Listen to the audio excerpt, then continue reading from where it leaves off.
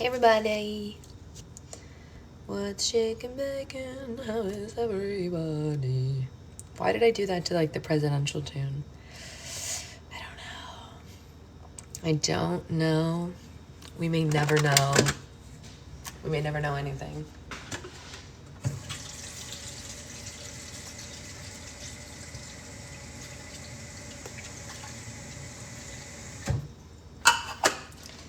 We may never know. Hey guys. Wake up, little machine. Oh, that's right. I dropped the spoon yesterday, and as a result, we're gonna have to figure out something else to do to scoop it today.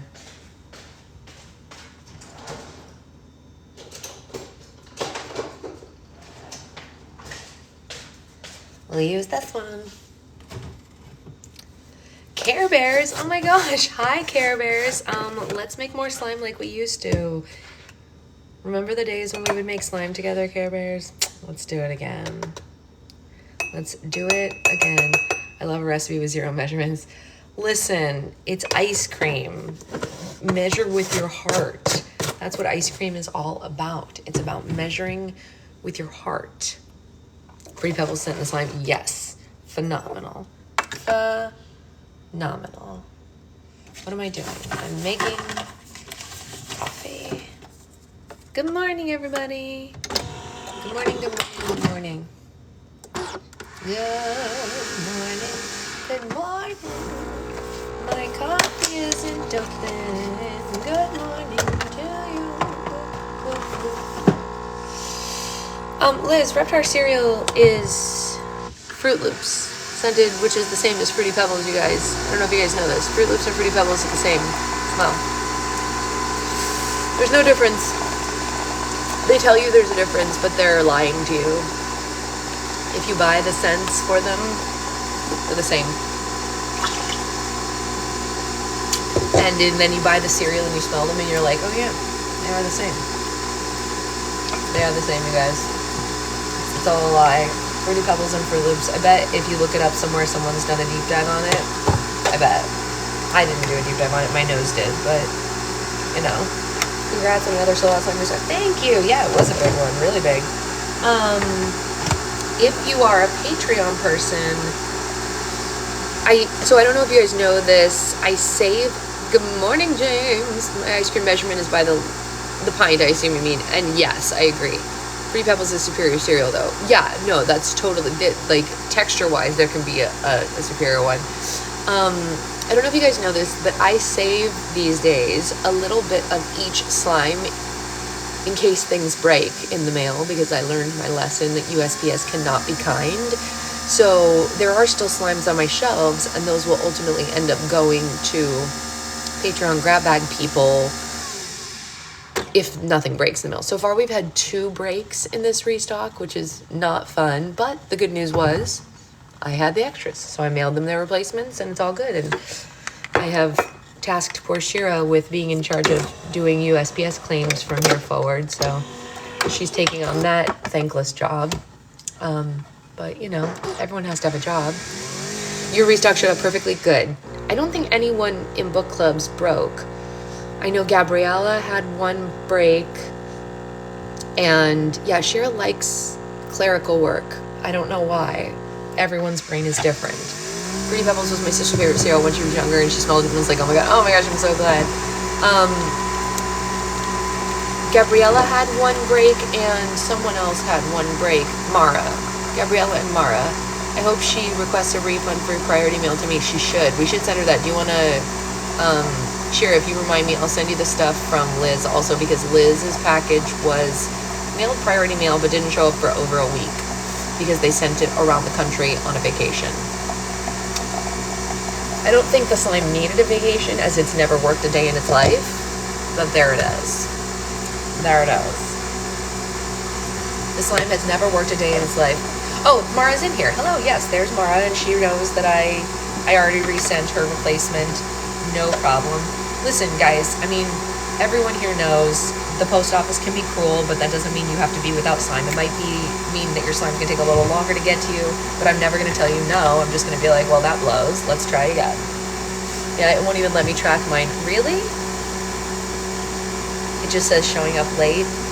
I'm sorry, Tiffany. I'm really sorry.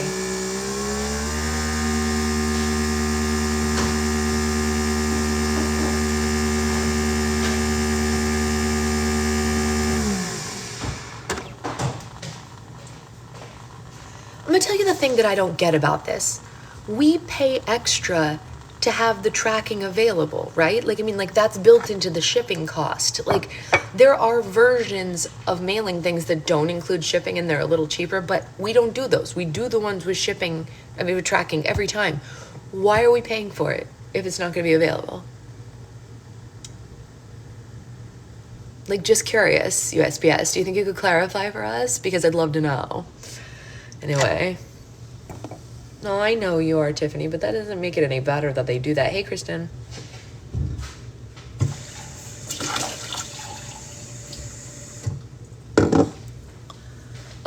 Did everyone have a blast at After Dark last night? I think last night's After Dark was hilarious.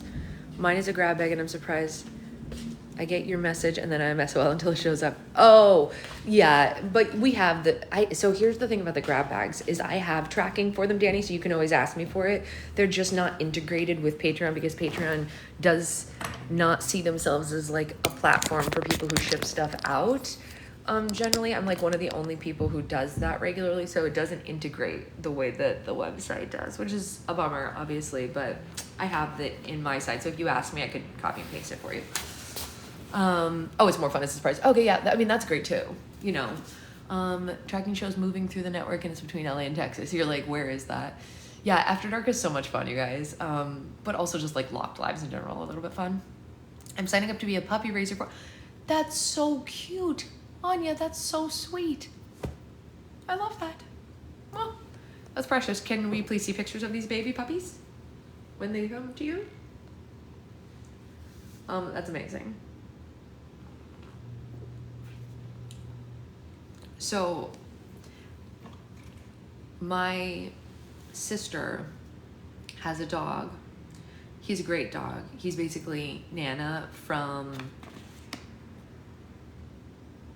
Peter Pan. He like takes care of her children for her. And her children, as a result, think that he's their brother. I saw a meme the other day about a woman who's like 3 or 4 year old came up to her and was like, Mom, can we get a pet? And she was like, we have a dog. And her daughter was like, but I want a pet. And her mom was like, he is our pet. And the little girl was like shocked to find out that the dog was her pet. And so I told my sister, I said, will you ask Zoe what she thinks Gadget is? And she asked, and he's a dog and her brother. So it's her dog brother, a dover, if you will. Both of my sister's kids relentlessly feed their dog their food. I showed some of the mods this, so they already have seen it, but there's a video from yesterday of my nephew. He had food on his little tray and he takes a piece of broccoli and he looks like he's gonna eat it, and then he like reaches over his tray to hand it to the dog, and my sister turns around and goes, what are you doing? And he puts it back in his mouth. He's like, eating broccoli, Mom, why? Like, just like completely like, he's absolutely her child. She totally did stuff like that when she was little. The face, he is her child. There may be something about having a pet helps. It totally does, Alyssa. Oh my gosh, are you kidding? These kids are so, my sister's kids are so loving and gentle because we like work with them when they, like when Zoe was little, we'd be like, okay, you have to be really gentle with Gadget, you know, soft hands, soft touches, you know, whatever. And she's so good. And she also is always making sure, they always want to make sure they share with him. They're so sweet, such sweet babies. Yeah, no, having Gadget is, Gustav is endlessly entertaining. It's true. He's so funny. His face, he was like, I was like, yep, that's your baby. My nephew and nieces sit on their dog. I mean, Zoe and Ethan also sit on Gadget, but Gadget's also a humongous dog, so he can handle it. We wouldn't let them do it. Like, they don't, like, sit on him when he's standing because that would be bad for his back, but they, like, lay on him and, like, whatever. But to their credit, he's the size... Exactly. Gadget is the size of a small horse. He's a really big dog. So, like, he doesn't care. He thinks they're his pups. You know what I mean? That he's like, meh. Like, when Zoe was little, she used to stick her hand, like, in his mouth, and we were like, oh my God, stop. And Gadget was just like...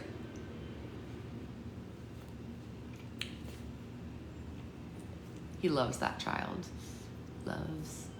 If we would go on walks around the lake and he was on a leash and Zoe would like run up ahead a little bit, he would like freak out and like try to get to her. A little help here, adults. Yeah, right? Seriously. He was like, can you come get your child?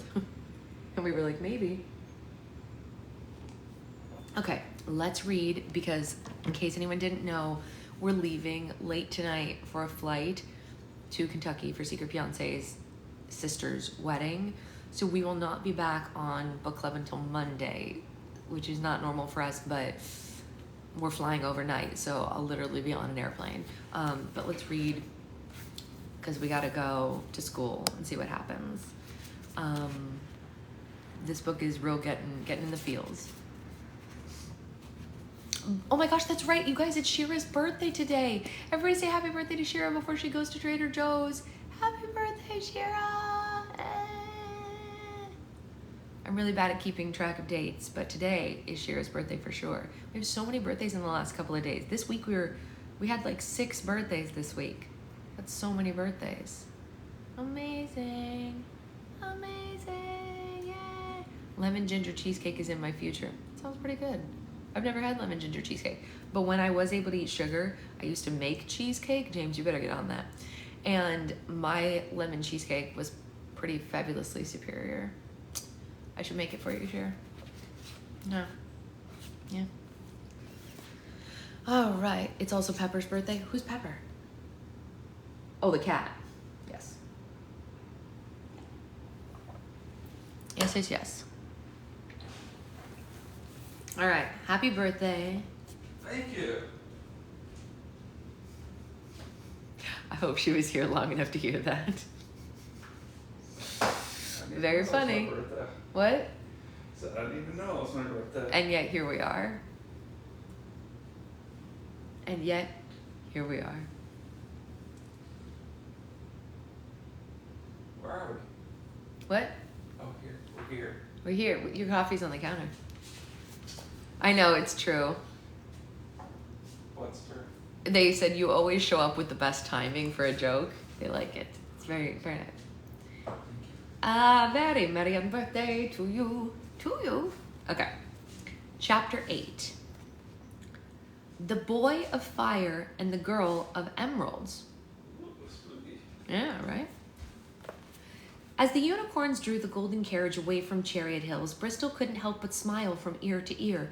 Life had been a living nightmare in recent weeks, but by some miraculous twist of fate, the day had turned into a dream come true. Not only was it the most confusing and surprising day of her life, but thanks to her mother, it was the first day of an entirely new life. Signing the form was the most profound thing anyone had ever done for Bristol, and she hoped she could return the favor to her mother and help her escape the Southern Kingdom someday. Mrs. Evergreen had asked her daughter to leave and never come back, but Bristol couldn't wrap her head around it.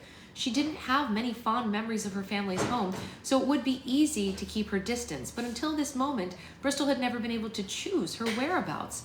The Evergreen House, the school for future wives and mothers, the courthouse, the Bootstrap Correctional Facility, they were all places that she had been forced to go. And now that Bristol was officially under Madame Weatherbury's supervision, she'd never have to return to that terrible place again. The newfound freedom was an exhilarating sensation and made Bristol's smile grow even wider. Has anyone ever told you what a lovely smile you have? Madame Weatherbury asked. Not that I recall, Bristol said. Then again, I haven't had many things to smile about. Well, I hope that changes once we get to the academy, Madame Weatherbury said. I can't wait to see it, Bristol said. How much longer until we get there? Well, we still have one student to pick up in the Southern Kingdom, and then another in the in-between after that, Madame Weatherbury said. With any luck, they'll be easy recruits and will arrive tomorrow evening. I can't imagine how exhausted you must be after a day like today, so please do feel free to get some rest. An enormous yawn escaped Bristol's mouth and confirmed Madame Weatherbury's hunch. Bristol stretched out across the satin cushions and became so comfortable that she was asleep within seconds. Overnight, the golden carriage traveled into the northwest foothills of the southern kingdom. Bristol awoke, and the following morning she was more rejuvenated than she had felt in months. Instead of colorful fruit on the vines, it carried muffins, bagels, and other breakfast pastries. Excuse me, I want a carriage that grows croissants. Good morning, Madame Weatherbury, Bristol said. She helped herself to a muffin. Did you sleep well? It appeared Madame Weatherbury hadn't moved since Bristol went to sleep. She was overlooking the map of magic and was so captivated by it that she didn't respond. Madam, is everything all right? Bristol asked. Still, Madame Weatherbury didn't look up from the map. How peculiar, she said. What's peculiar? Bristol asked. Oh, forgive my concentration, dear, Madame Weatherbury said. I'm a little confused about the potential student we're traveling to. He's changed locations twice since last night, and he seems to be heading to a third. Madame Weatherbury turned the map of magic around so Bristol could see what she was referring to. In the northwest corner of the southern kingdom was a bright star moving ever so slightly toward the border of the in-between. Beside it was the name Xanthos Hayfield. What do you think that means? Bristol said. Well, it simply means he's on the move, Madame Weatherbury said, but I'm worried about what he's moving from. We should try to reach him before he crosses the border. Madame Weatherbury snapped her fingers and unicorns started galloping even faster. The rolling land and oak trees of the northwest foothills zoomed past Bristol's window so quickly that she couldn't even see them. Madame Weatherbury kept a closed eye on the map of magic as her and Bristol's stars approached the young man's star. Suddenly, the air outside was hazy, and the carriage was filled with the smell of smoke. Madame Weatherbury snapped her fingers again, and the unicorns slowed to a normal pace. She and Bristol looked out their windows and saw that the land was scorched for acres all around them. Many of the trees and bushes were still ablaze, like the area had been hit with a recent wildfire. The debris continued for miles down the path, and then, strangely, the damage ended at a large wooden barn. The barn was a blazing inferno with flames stretching well above its crumbling roof. It was as if the wildfire had paused to take a rest inside before moving on. Now, we know what he was running from, I guess, Bristol said. Do you think he escaped the fire? Madame Weatherbury's eyes squinted as she inspected the barn. No, I think he is the fire, she said. Bristol, stay in the carriage. Things may get heated if we overwhelm him. May get heated? Bristol asked. The golden carriage stopped a safe distance away from the burning barn. Madame Weatherbury climbed out and approached the barn while Crystal watched from the carriage. Oh my gosh, I'm so sorry, Brittany. That is not good. But I did send you a message, Brittany, about whatever slime you were asking me about, as I couldn't remember. But I'm sorry about your car. That sucks. The fairy moved her hands in big circles through the air, summoning the sudden rainstorm that extinguished all the flames. Once the fire was out, all that remained of the structure was its charred framing and support beams. To Bristol's amazement, a boy about 11 years old was sleeping on the ashy ground inside the barn. He had golden hair and fair skin, and his clothes had been significantly singed in the fire. Although his clothing was damaged, there wasn't a single burn mark or scratch on his entire body. Hello, Xanthos, Madame Weatherbury called to him. The boy awoke with a fright. He was startled to see Madame Weatherbury walking toward him and quickly hid behind a burned beam. Bristol gasped when the flames appeared on his head and shoulders. Madame Weatherbury was right. Xanthos was running from the fire, and he was creating it. Stay where you are, he said. Don't come any closer. Madame Weatherbury gave the boy a warm smile, but didn't stop her approach. Don't worry, sweetheart, she said. I'm not going to hurt you. No, but I might hurt you, Xanthos warned. Stay away from me or you'll get burned. With every step Madame Weatherbury took, Xanthos became more and more anxious. The fire on his head and shoulders flickered with more intensity, and the flames traveled down his arms and torsos. Lady, I mean it, he yelled. I can't control it. You're putting yourself in some serious danger. Xanthos, you have nothing to fear, she said. My name is Madam Weatherberry, and I promise that you aren't going to hurt me. I'm just like you. Just like me? He asked in disbelief. Look, I don't know what you're doing here, but there's no way you're like me, so please turn around before you get burned. To prove him wrong, Madam Weatherberry raised her arms above her head, and her body was suddenly engulfed with bright violet flames. Bristol and Xanthos couldn't believe their eyes. Both of their mouths dropped open, and the boy's state of shock was temporarily extinguished the fire all over his own body. Once Madam Weatherberry thought her point was achieved, she lowered her arms, and the violet flames vanished without leaving a blemish on her skin or clothes. I told you, she said. I'm magical, just like you, and we can do all sorts of things that other people can't. Your fire is just the beginning. I'm magical? He asked. Of course you are, Madam Weatherberry said. Why else would you be able to produce fire from your skin? I thought I was cursed, he said. Well, it's perfectly natural to feel scared and confused, Madam Weatherberry said. Magic is a very misunderstood concept in our world. I'm sure you've been told it's loathsome and a demonic practice, but that isn't true. It may seem like... I'm sorry. Apparently I don't know how to read. It may not seem like it now, but you're actually blessed with a very powerful gift. Xanthos shook his head and backed away from her. You must be mistaken. I'm not blessed with anything. I'm a walking disaster. I have to be stopped. And you think crossing the border is going to help you stop? Madam Weatherberry asked. What are you talking about? Xanthos said. I'm not headed to the border. Then where are you headed? She asked. I'm going to the Northwest Lake, he said. I'm going to strap boulders around my feet and I'm going to drown myself before I cause any more damage. After he confessed his plans, the boy fell to his knees and began to weep, but instead of crying tears, glowing embers sparked out of his eyes. Madam Weatherberry and Bristol were heartbroken to hear about Xanthos' intentions. The fairy knelt beside him and placed a comforting hand on his shoulder. My dear boy, she said, that's a bit extreme, don't you think? But it's the only way to stop it, he cried, and I don't want to hurt anyone else. What do you mean, hurt anyone else? Madam Weatherberry asked. Did something happen that made you run away from home? I don't have a home to run away from anymore, the boy cried. Why is that? Madam Weatherberry asked. Xanthos shook his head. I can't tell you, he said. You'll think I'm a monster. My dear, I have a very long history with magic, she said. I know how complicated an introduction can be. Even though magic comes from a good place within us, if we don't have control over our abilities, sometimes they can cause unfortunate things to happen. So, unless you intentionally cause harm, whatever happened was not your fault. Now, please, start from the beginning and tell me what brought you here.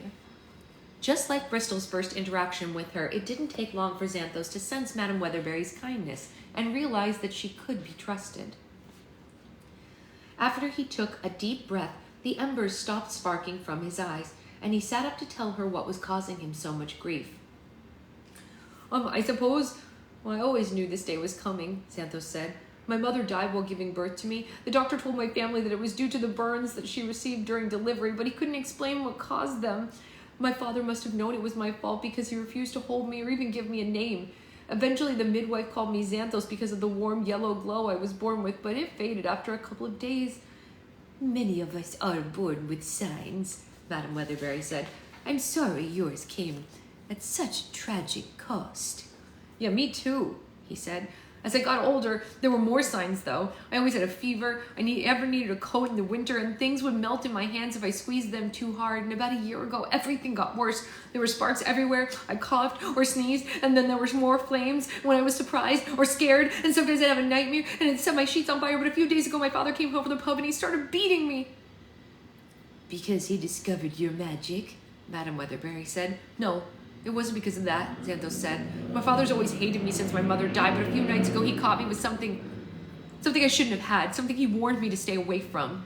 The memory was clearly painful for Xanthos to relive. More embers sparked out of his eyes, and the flames returned to his head and shoulders. You can spare any details you're not ready to share, Madame Weatherbury said. What happened after your father caught you? Well, he was hitting me, and I became angry, like really angry, Xanthos recalled. I felt all of this heat building up inside me. It was like I was a volcano. I knew something bad was about to happen, so I begged my father to stop and run away, but he just wouldn't. The next thing I knew, there was fire everywhere. It came out of me like an explosion. Our house burned to the ground, and my father... Your father perished in the fire, Madame Weatherbury said without having to ask. Xanthos rolled onto his side, and he sobbed so hard that the embers turned into 2 fiery streams. His entire body was consumed with powerful flames, and Bristol could feel the heat even from inside the carriage. Madame Weatherbury raised her hand and created a shield around the boy so his fire didn't spread. Once all his pent-up emotion was released, the flames did die down, and Xanthos returned to normal. I want you to listen to me very carefully, Madame Weatherbury said. What you've experienced is nothing short of tragic, but tragic beginning doesn't mean that you have to have a tragic ending. I know it feels like the end of the world right now, but you're not as alone as you think you are. There's an entire community of people just like you who can help you through this trying time and teach you to control your abilities. I don't deserve to be helped, Xanthos said. I hurt everyone who gets too close to me. Madame Weatherbury reached towards the golden carriage, and the armrest across from Bristol opened on its own. A crystal medal with a red ribbon rose out of the compartment and floated out the window and flew into Madame Weatherbury's hand. Here, she said, and placed the ribbon around his neck. What's this? Madame Weatherbury asked. I call it a muter medal, Madame Weatherbury said. It stops the magical abilities of whoever wear it. I invented the medal myself, just in case I encounter a child like you. It doesn't matter how upset you get. As long as that medal is around your neck, the fire won't return. Xanthos did not believe her. He scrunched his forehead and tried to think of the most troubling thoughts possible, but his skin remained perfectly normal. The boy even slapped himself across the face a couple of times, looking happier with every smack because flames never appeared. It works, Xanthos said. Of course it does, Madame Weatherbury said. Sometimes the biggest problems in life have the simplest answers. I hope this will save you a trip to the lake. Can I keep the muter medal? He asked with hopeful eyes. Well, you won't need it forever, Madame Weatherbury said. One day, you'll learn to control your abilities on your own. How will I learn to control them? He asked. Well, because I'm going to teach you, she said. I'm starting a school of my own for children like you. I'm calling it Madame Weatherbury's Institution of Magical Arts, but the name is still a bit of a mouthful, so I'll probably shorten it. King Champion has given me permission to recruit young fairies in the Southern Kingdom, so I can teach them to develop their magical abilities. Fairies? Xanthos asked. Yes, that's the appropriate term for people like us, Madame Weatherbury explained. Once my students are properly trained, we are going to travel the world and use our magic to help and heal people in need. Hopefully, with time, our selfless acts will be recognized and the world will learn to accept us. Would you like to join our quest? You want me to join your school? Xanthos asked. But I just scorched thousands of acres of land. Are you sure you want someone like me on your campus? Oh my gosh. This person needs to stop requesting to join the live. Whoever you are, stop it. I don't know you, it's not gonna happen. You're exactly the kind of student I'm looking for, she said. And after what you've been through, you know how important it is to spread acceptance and awareness of magic, so no one has to repeat your experience. And together, we can create a world where little boys never think jumping into lakes is the only way to fix their problems. Xanthos went quiet as he considered Madame Weatherbury's proposal. Bristol crossed her fingers in the carriage, hoping the boy would accept the offer.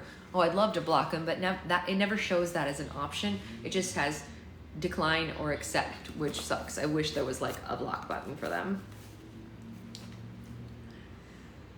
Well, Since I'm not sinking to the bottom of the lake anymore, I guess my schedule is pretty open, he said. If you're sure that I won't be a problem, I think I'd love to join your school.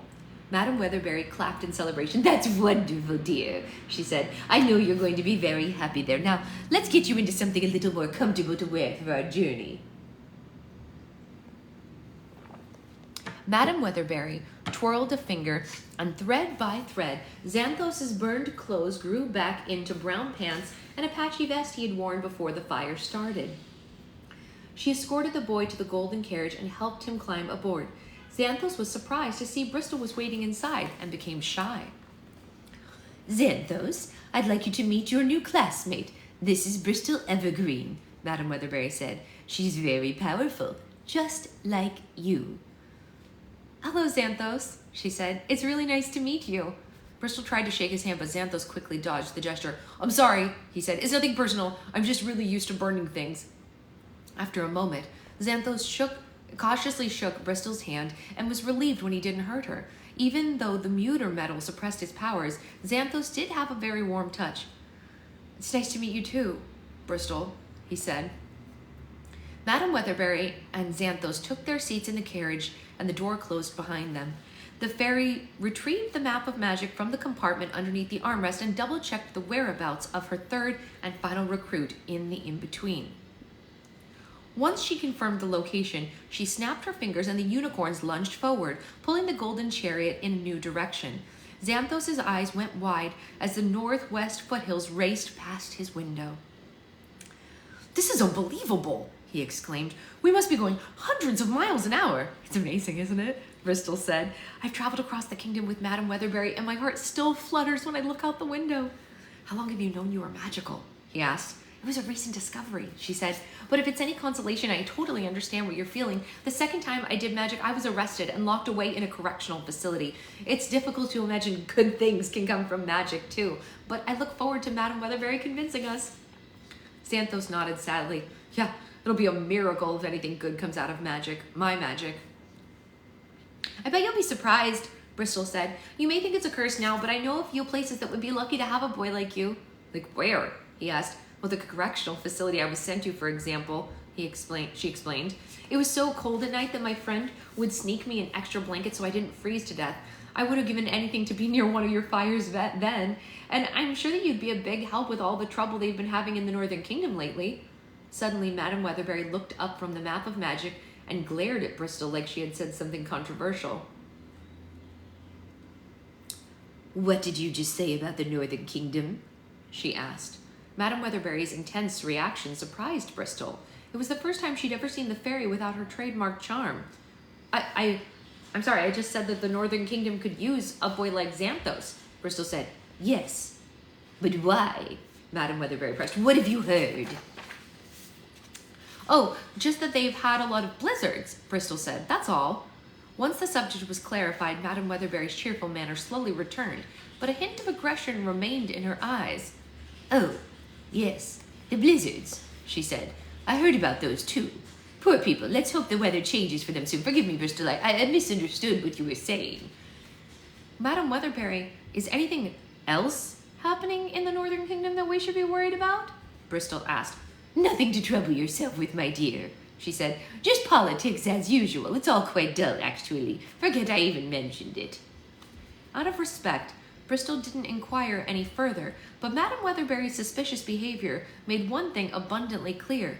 There was something about the Northern Kingdom that she wasn't telling them. The golden carriage was quiet as it traveled south from the northwest foothills. Although she didn't say anything, Bristol's mind was racing with exciting thoughts about her future at the School for Magic. Xanthos was still in awe over how fast the carriage was moving, and he whipped his head from side to side, trying to catch a glimpse of the blurry landscape outside. Madam Weatherberry mostly kept to herself, studying the map of magic in silence. At one point, something strange seemed to catch her attention, and she stared at the map more intensely for a few minutes without looking up. Madam, Bristol said, is something wrong? Nothing's wrong, Madam Weatherberry said. However, there is something very curious about our next recruit's location. Are they moving too? Bristol asked. On the contrary, Madam Weatherberry said. Her whereabouts have remained exactly the same for as long as I've been aware of her. That should make her easy to find, but I'm interested into why she hasn't moved at all. What's her name? Emeralda Stone, Madame Weatherbury said. Pretty, isn't it? I can't wait to meet her, Bristol said. It'll be nice to know a girl and I have something in common with. About an hour or so into their journey from the northwest foothills, the unicorns made an abrupt right turn and began traveling west. Bristol wasn't expecting the change in direction and glanced down at the map in Madame Weatherbury's lap. Are we going the right way? Xanthos asked. We're getting awfully close to the western border. That's exactly where we're headed, Madame Weatherbury said. Miss Stone lives a few miles west of the Southern Kingdom, in the coal mines of the in-between. The mention of the infamous territory between the kingdoms caught Xanthos' attention, and he sat straight up in his seat and glanced at his companions with a big, fearful eyes. We're, going to the in-between, Xanthos gasped. But isn't that dangerous? Oh, it's more than dangerous, Madame Weatherbury said. There are creatures living in the forests of the in-between that humankind has only seen in their nightmares. Food and water are limited, so the inhabitants are constantly fighting over resources. People are wise to keep their distance, and that's why it's the perfect location for the academy. Xanthos' anxiety doubled. The academy's in the in-between too? He asked. Yes, Madame Weatherbury said with a shrug. Did I not mention it? I'm afraid you left out that detail, he said. Well, fear not. You have me to protect you, Madame Weatherbury said with a prideful nod. My academy is in a very secure location in the southeast in-between, and the property is protected by powerful magic. What about the coal mines? He asked. Are they safe? Oh, we should be perfectly fine, Madame Weatherbury said. The coal mines are only a few minutes' walk past the western border. Xanthos shook his head like his ears were deceiving him. I'm sorry, did you say a few minutes walk? He asked in panic. We're getting out of the carriage? Of course we're walking, Madame Weatherbury said with a laugh. 4 unicorns in a golden carriage would only bring more attention to ourselves. As long as we stay quiet and calm, everything will be fine. Xanthos gulped, unconvinced by the fairy's assessment. Bristol trusted Madame Weatherbury slightly more than he did, but her stomach tightened at the idea of entering the dangerous forest. Young women in the Southern Kingdom were rarely taught about worldly matters, but they knew to avoid the in-between. The unicorns slowed down as they approached the western border.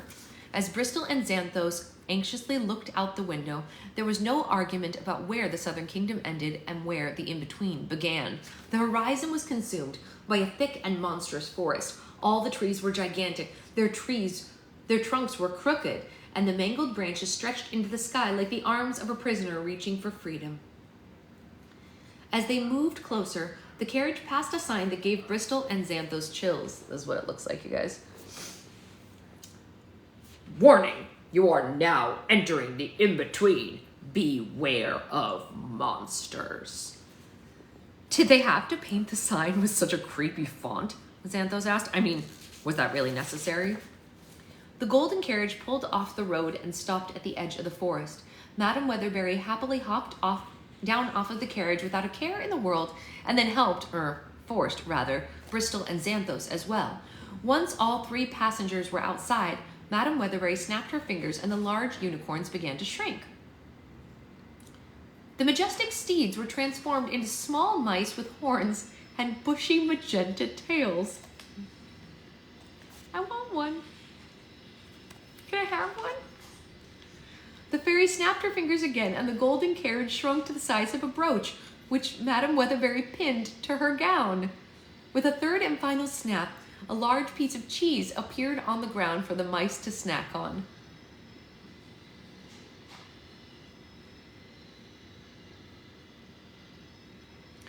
We should be back in an hour or so, Madame Weatherbury told the mice. Have a nice break and enjoy your cheese. Oh, and please do watch out for owls. You remember what happened to Prancy. Bristol and Xanthos followed the ferry back to the road, and they continued into the in-between on foot. The path was so bumpy and narrow that the carriage wouldn't have managed. The tree branches filled the sky above them and blocked out most of the sunlight, making it impossible to tell time. The deeper they walked, the more jittery Bristol and Xanthos became. Madame Weatherbury was amused by their paranoia. They were halfway into the mine when two enormous creatures lunged at them from the dark. Bristol and Xanthos screamed and grabbed each other in terror. As the figures stepped into the light, the travelers realized they had crossed paths with two ogres.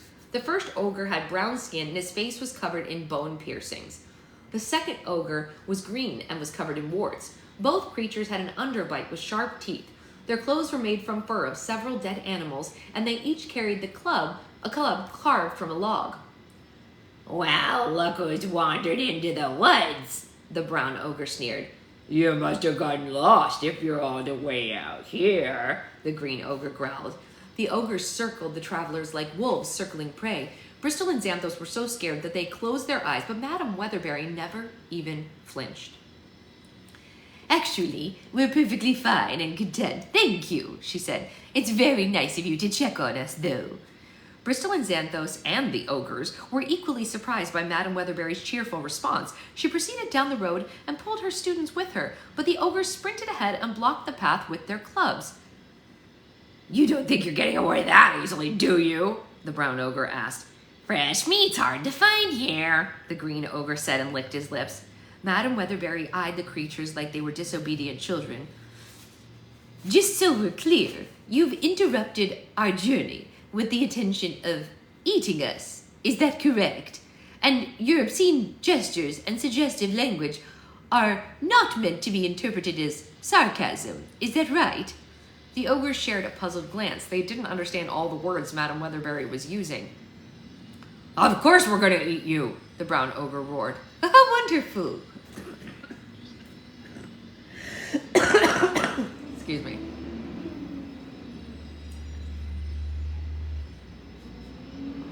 She kills me. "How wonderful," Madame Weatherberry cheered. "Wonderful?" Bristol exclaimed. "Madam, how is this wonderful?" "We're about to eat their lunch," Xanthos cried. "The ogres have just given me the perfect opportunity to teach you a valuable lesson," Madame Weatherberry explained. "As I've said before, magic comes from a place of love and joy within us. Its purpose is to stabilize, improve, and nourish. However, on the rare occasion when it can be justified, magic can also be used for self-defense. By admitting their intention to harm us, these ogres have given us permission to—" "Madame Weatherberry, look out!" Bristol screamed. The brown ogre raised his club high above his head and swung it in their direction. Without looking, Madame Weatherberry snapped her fingers, and the club crumbled to the ground before it struck them. She whipped around and pointed both of her hands at the creatures. The ogres rose into the air and spun like cyclones. The dead leaves covering the forest floor twirled around them. Madame Weatherberry, bless you, dropped her hands and the spinning stopped. But instead of ogres, two small turtles fell to the ground. "As I was saying," she said, "by admitting their intention to harm us, these ogres have given us permission to use our magic to stop them. And now that they've been transformed into smaller animals, they'll learn a much needed lesson in humility. It's a win-win for everyone. Anyone have any questions?" Bristol and Xanthos were flabbergasted by what they'd just witnessed. When the feeling finally returned to their bodies, Xanthos raised his hand. "Yes, Xanthos," Madame Weatherberry asked. "Are you going to teach us how to do that?" he asked eagerly. "In time," she said with a smile. "Now, please, let's move on." Madame Weatherberry led Bristol and Xanthos a few more miles into the in-between, and the road finally came to the entrance of an enormous coal mine at the base of a mountain. Bristol and Xanthos were amazed to see that the mine was operated entirely by dwarves. The small miners pushed the cart of coal out of the mountain and dumped the dark substance into a huge pile outside. Once the carts were emptied, the miners returned to the mine to fetch more, and the pile of coal was separated and boxed by packers. The workers were used to seeing ferocious animals and then dangerous creatures emerge from the forest around them, but as Madame Weatherberry, Bristol, and Xanthos walked out from the trees, they all froze and stared at their visitors in disbelief. The dwarves guarding the entrance were so surprised that they didn't even question the strange visitors as they strolled past them. "Good afternoon, gentlemen," Madame Weatherberry said with a friendly wave. "Keep up the good work." They entered the dark tunnel and took a few seconds for their eyes to adjust. The clanking of pickaxes grew louder the farther they walked. Eventually, the tunnel brought them to a massive cavern where the miners chiseled coal on multiple levels around them. In the center of the cavern, built on clusters of stalagmites, was an observation deck where an older dwarf sat behind a miniature desk. He wore a suit and a tie and squinted through a monocle as he studied the blueprints of the mountain. "Excuse me, sir," Madam Weatherbury called to him. "Will you please point me in the direction of whoever is in charge here?" The older dwarf looked up from the blueprints and was stunned to see that a woman and children had wandered into the mine. One by one, the miners throughout the cavern noticed the visitors and dropped their pickaxe to watch them. "That would be me, ma'am," the old dwarf said. "I'm Mr. Slate, the miner's superior." "Oh, pleased to meet you, Mr. Slate," she said. "My name is Madam Weatherbury, and these are my students, Bristol Evergreen and Xanthos Hayfield." What brings you into my mind?" Mr. Slate asked. "I'm looking for a young woman named Emeralda Stone," Madam Weatherbury said. "Can you please tell me where she is?" All the dwarfs went quiet, and the cavern became very tense. Mr. Slate exchanged an uneasy glance with the miners around him. "I'm sorry, there's no one by that name here," the dwarf said. "Are you certain?" Madam Weatherbury said. "Because, according to my map, Miss Stone is somewhere within this mine. Perhaps she goes by another name." Your map must have misled you then, because I can assure you there are no young women here," Mr. Slate said. "I'm sorry you came all this way for nothing. However, I'd be happy to offer you a discount on our coal so you don't have to leave empty-handed."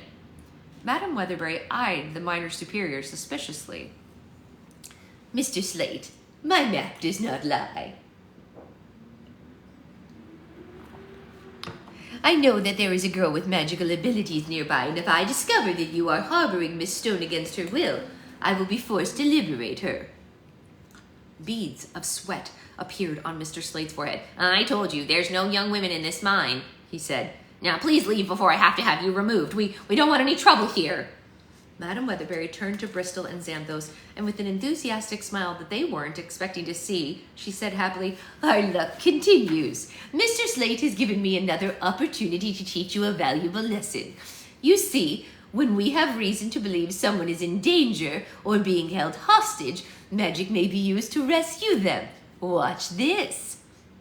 With one flick of her wrist, all the miners throughout the cavern suddenly hit the floor like dominoes and fell into a deep sleep. Mr. Slate dived under his desk to avoid the spell, but Madam Weatherbury spared him.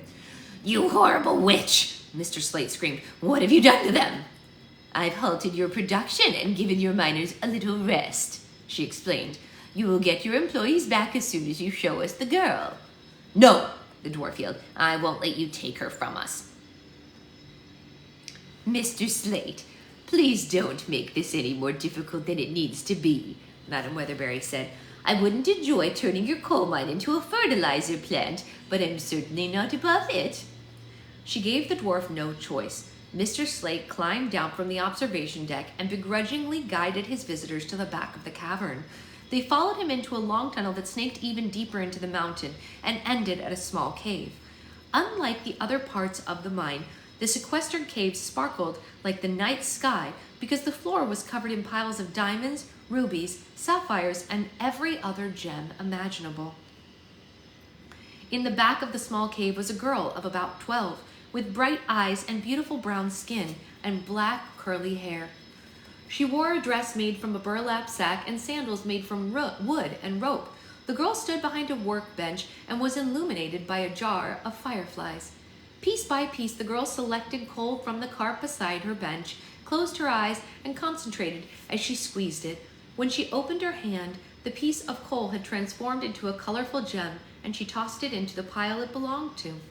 Bristol and Xanthos were mesmerized by her process, and they watched her for several moments before she noticed she had company. "Who are you?" she asked, wary of her unexpected guest. "Hello, Emeralda. My name is Madam Weatherbury," the fairy said. "It's so wonderful to finally meet you." Madam Weatherbury approached the workbench to greet Emeralda with a handshake, but the girl didn't accept it. Instead, Emeralda folded her arms and looked at Madam Weatherbury up and down with a dirty scowl. "What are you doing in my cave?" she asked. "They're witches," Mr. Slate said, "and they demanded to see you. I'm sorry, they gave me no choice." "Actually, We're not witches, Madam Weatherbury corrected him. We're fairies, and we're here to save you. Save me? Emerald was offended by the notion. Papa, what's this woman talking about? What does she think she's saving me from? Papa? Madam Weatherbury asked, surprised to hear that. Why does she call you Papa? Because I raised her, Mr. Slate said. We're not holding her hostage. This is her home. Her parents abandoned her when she was just an infant, and I found her crying in the woods. Of course, I didn't realize she was magical until I brought her back to the mine. My plan was to find a nice human home for her, but then everything she got her hands on turned into gems. So you decided to keep her and profit from her magic? Madam Weatherbury accused. No, to protect her, Mr. Slate exclaimed. Can you imagine what would happen if humankind found out that she existed? Their greed knows no bounds. Kings would go to war to get their hands on a child who could turn coal into diamonds. She never had a moment of peace until the day she died. Yes, we make a nice living off of Emeralda's creations, but at least she's safe here with us. Bristol could tell that Madam Weatherbury was embarrassed for misjudging the situation because she paused for a few moments before saying another word. Mr. Slate, I apologize for the misunderstanding, she said.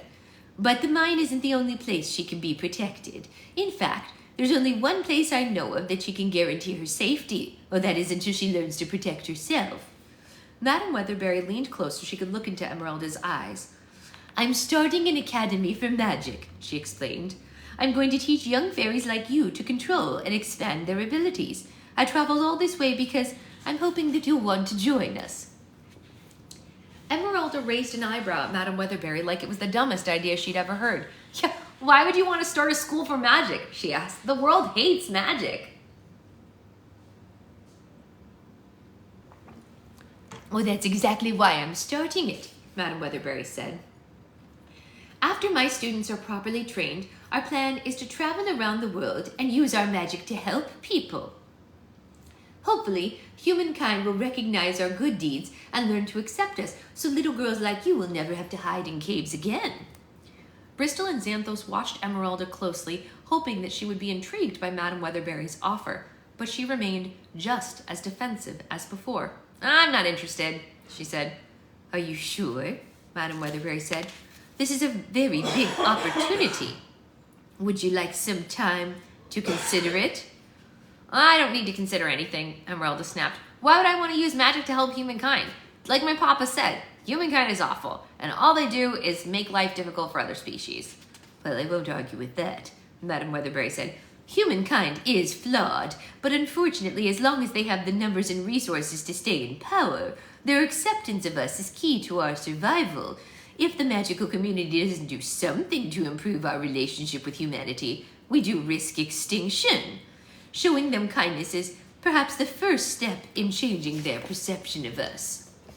Humans don't deserve kindness, Emeralda said. My parents were human, and they left me to die when I was just a baby. What kind of monsters would do that to their own child? We all have our scars, Emeralda, but that doesn't mean that we should give up. Madam Weatherbury slowly removed the glove covering her left arm, and everyone in the cave gasped. Bristol had never questioned why the fairy only wore one glove, but now it was obvious. Madam Weatherbury's left arm was skeletal, and her skin was pitch black from the tips of her fingers to the bottom of her shoulder, like it had been burned to the bone. It looked less like a human limb and more like the branch of a withering tree. My family was human too. When they discovered my magical abilities, they tried to burn me at the stake, she told them. Luckily, there was a terrible storm that night, and the fire didn't last long, but I'll never forget the pain as long as I live. Because my family's betrayal hurt far worse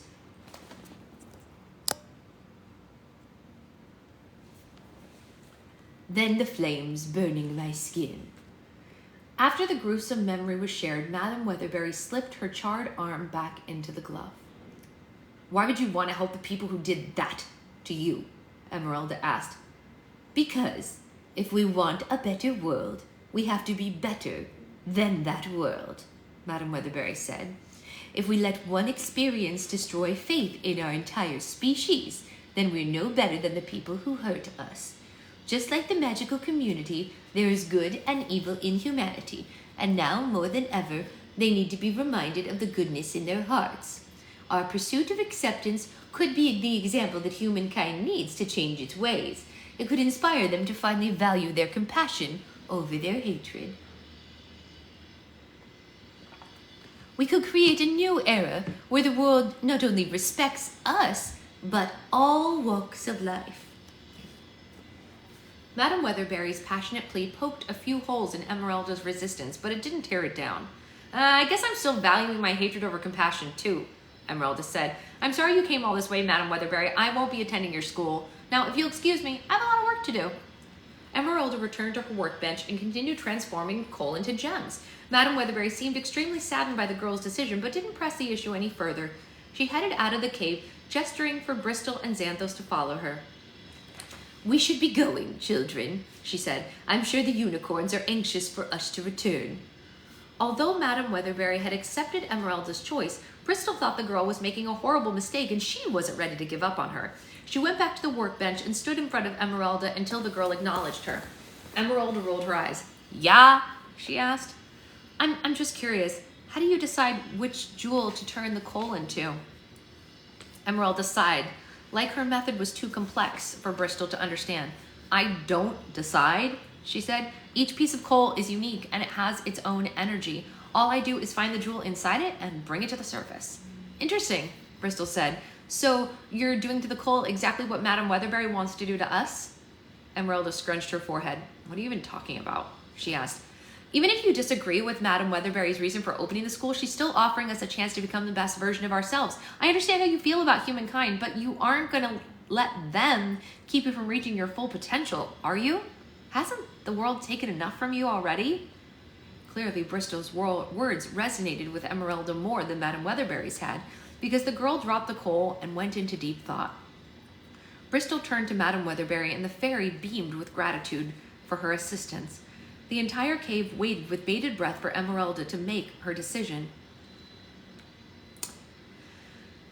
I appreciate what you're trying to do, but I can't leave the mine, Emeralda said. The dwarves need me, and I belong with my... pack your things, Mr. Slate said. You're going to that school. Everyone in the cave turned to the dwarf. It was the last thing they expected to hear coming out of his mouth. What did you just say, Papa?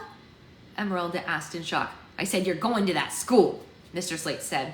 I'll admit I'm not convinced Madame Weatherberry's plan will work either, but the girl is right. This is an opportunity for you to become a better version of yourself, and I won't let you turn that down. No, Emeralda exclaimed. The mine is my home. I'm happy here. Yes, but that won't always be the case, Mr. Slate said. Eventually you're going to grow up and you're going to want more out of life. You want to make friends, and you want to start a family, and you want to have fun and fall in love, and you won't be able to do that in a mine surrounded by dwarves. But you need me, she said. You said you profit off of my magic. We've benefited from you long enough, Mr. Slate said. But you're like a jewel yourself, Em, and you won't do any good hiding in the dark cave. It's time that you share your beauty with the world. Emeralda tried to argue with her papa, but he wouldn't hear a word of it from her. Tears came to her eyes as she reluctantly put her belongings into a small bag. Once Emeralda finished packing, Mr. Slate kissed his adopted daughter on the forehead and gave her a hug. I'm not happy about this, Emeralda said, and I'm not saying goodbye because this isn't goodbye. Right, Papa? No, my child, her papa said. This is just the beginning. Although they didn't live in the Southern Kingdom, Madame Weatherberry had Mr. Slate sign a permission form just to be safe. The miner superior escorted everyone back to the main cavern, and Madame Weatherberry awoke the miners from their sleep. Emeralda said farewell to the dwarves, and each one was more dismayed to see her go than the last, like they were all losing a child. Mr. Slate walked his adopted daughter and their guests to the entrance of the mine and waved them on their way. All right, children, Madame Weatherberry said. Let's go home.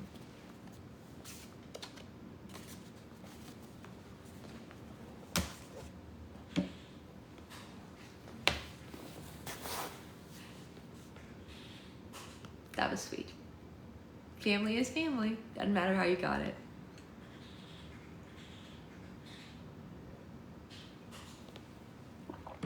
That was good. That was a very heartwarming chapter. She wasn't being held hostage. She was being raised very sweetly. All right. Well, that was awesome. I know, seriously, it does. It definitely does. I don't know, Mary. We don't know yet. I think we'll get back to her. I really do. I can't say because obviously I haven't read the book. I never read ahead on book club books ever because I think reading them together is part of the like shared experience of it. Like I don't want to know what happens before anybody else. You know what I mean? Like I think us being able to do this like is like a bonding experience and I love it. Like it's like one of the coolest things of my life. So I never read ahead. So this isn't a spoiler. It's just me musing. I think they're going to come back around for Pip. And I think I might know who she becomes, but I don't want to say it. I almost feel like I should say it out loud just in case I'm right so I can be vindicated later. Should I say it? Does anyone else think they know who she is? I think she might be Mother Goose. I don't know. I feel like something in my heart is telling me that Pip is Mother Goose. She's super powerful. She's tiny. I don't know. I just have a feeling in my gut that that's who she is. I don't know. I don't know. I haven't read anything. I'm just guessing. I don't do spoilers. Ever. Anyway, this was a very happy note for us to end on for a break. We'll be back on Monday for book club. This will be uploaded, obviously. I might be back on later to make base slime. If I do base slime later this afternoon, I think we're going to try doing it in Madam Weatherberry's voice to see if we can confuse everybody, because that seems like it would be funny. We talked about that on live last night, on the Lock Live, doing that, because it would be funny. But I might make clear slime today so that it's obviously ready when I get back next week. And I don't have any base slime left either, so I might make those to just like let them settle while I'm gone. Anyway, if I do, it'll be like 3 o'clock-ish, give or take. Because it takes 5 weeks to clear up. That's right. All right, I will see you all later. Have a great rest of your day. Mwah.